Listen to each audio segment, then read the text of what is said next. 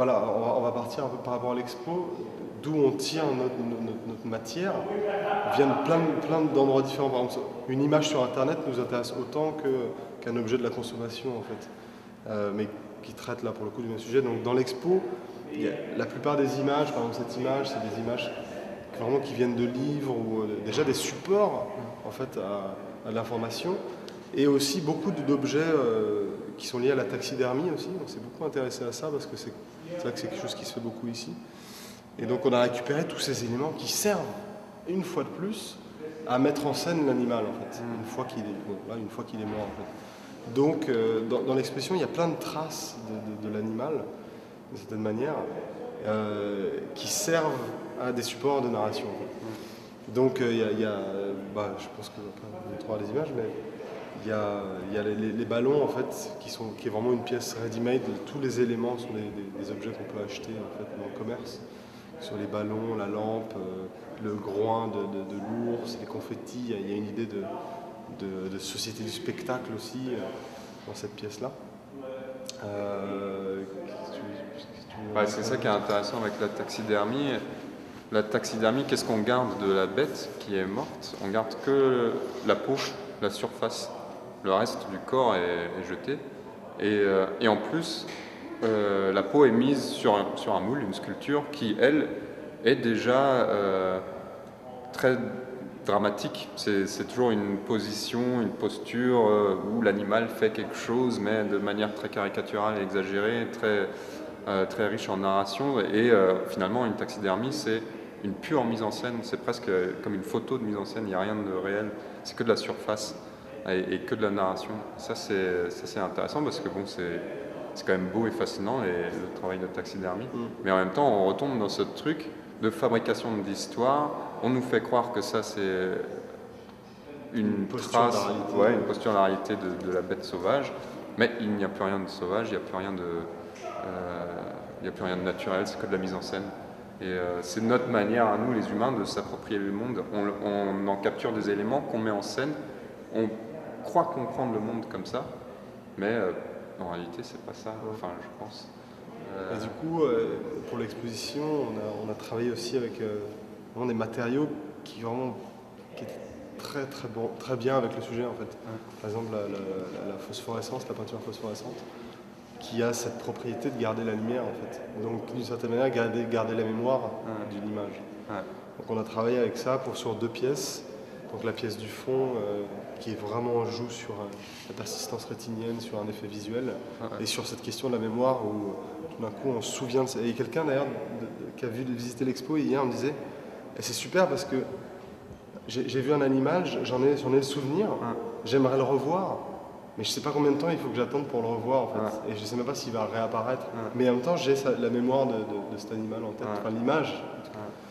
Donc cette pièce, je pense que on est assez d'accord tous les deux pour que c'est la pièce, pour nous, la plus aboutie de l'exposition.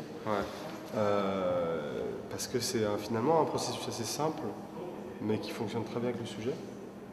Et l'autre pièce, la phosphorescence, c'est la trace. Là, pour le coup, on a utilisé le pigment pur comme matière brute, en fait, pour révéler une image, en fait. Donc, on joue beaucoup avec la lumière dans l'exposition.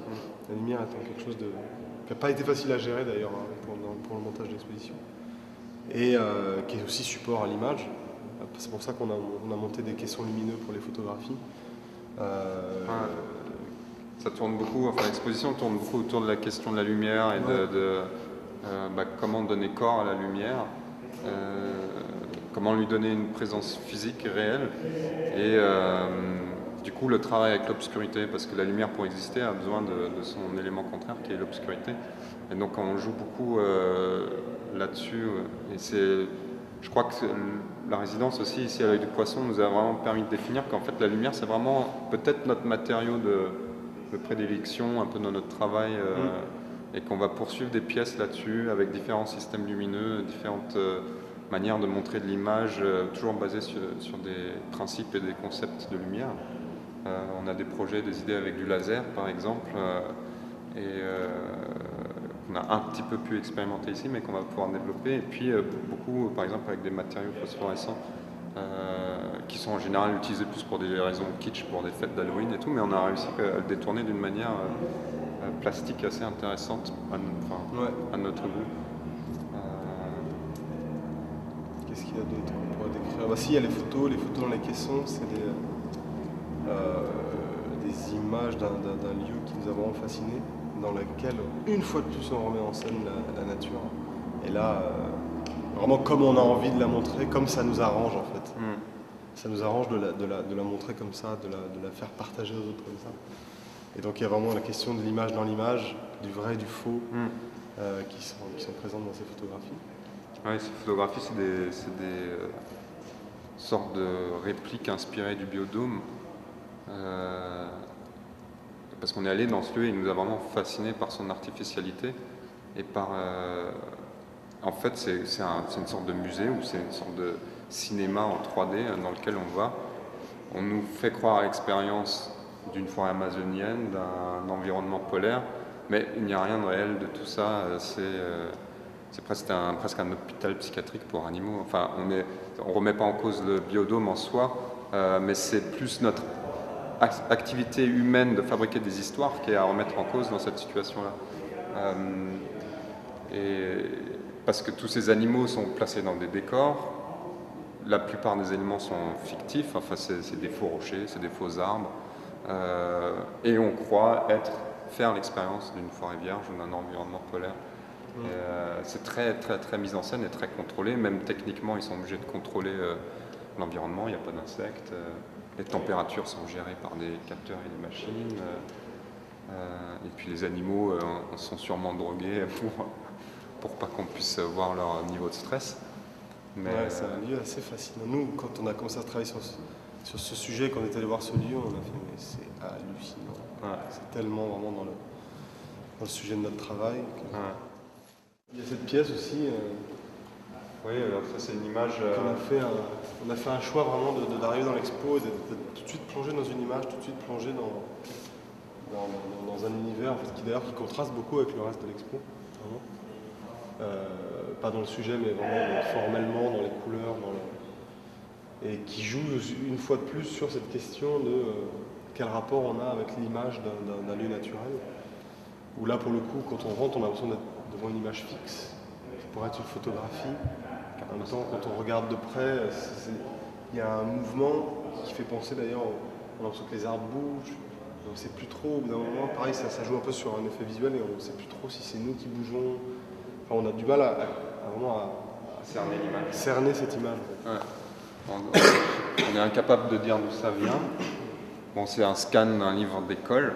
Donc il y a ce rapport à comment on est éduqué avec des images, comment déjà très jeune on nous apprend à regarder des images pour nous faire croire que ces images représentent les mondes qu'elles sont censées représenter. Finalement dans ces lieux on n'est jamais allé dans le lieu d'où vient l'image, il y a peu de chance en tout cas.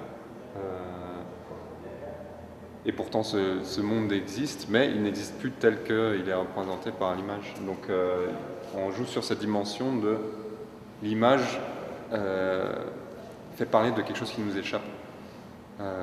Par le média même de l'image, la manière physique de l'image parle de quelque chose qui nous échappe. Roland Barthes en parle beaucoup par rapport à la photographie, mais c'est vraiment des thématiques qui viennent renforcer nos concepts par rapport à l'exposition. Donc c'est pour ça qu'on a fait cette pièce où on ne sait pas si on est confronté à une vidéo ou une image fixe. Si on passe à côté, ça peut être une image quelconque. Mais si on passe un peu de temps à la regarder, on voit qu'on n'est pas capable de la fixer. Il y a toujours des éléments qui bougent, qui échappent au regard et à la perception.